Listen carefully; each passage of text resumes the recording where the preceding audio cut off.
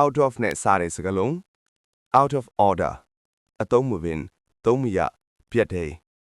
out of stock ကုန်ပစ္စည်းပြတ်လက်ကားကုန် out of control ထိန်းချုပ်မရစီရင်မရ out of date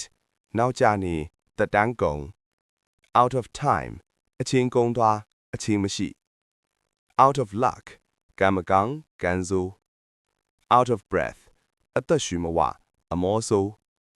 out of money ပတ်စံကုန်အကျွေးတင်နေ out of work အလုပ်လက်မဲ့အလုပ်ပြတ် out of place နေရာမကျမလျော်ကန် out of shape လူမမာခန္ဓာကိုယ်မကျမာ out of reach လက်လန်းမမီမရနိုင် out of balance ဟန်ချက်ပြညီမျှမှုမရှိ out of danger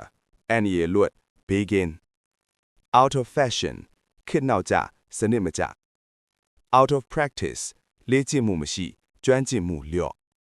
out of focus မုံဝါအာယုံမစူးစိုက် out of hand လက်လွတ်ပိုင်းဖြတ်မရ out of service ဝန်ဆောင်မှုရက်ဆိုင်ပြင်ဆင်နေ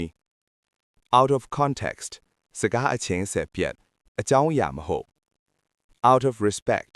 လေးစားလို့ယိုတယ်လို့ out of habit အကျင့်ကြောင့်ဒလိကြောင့် out of fear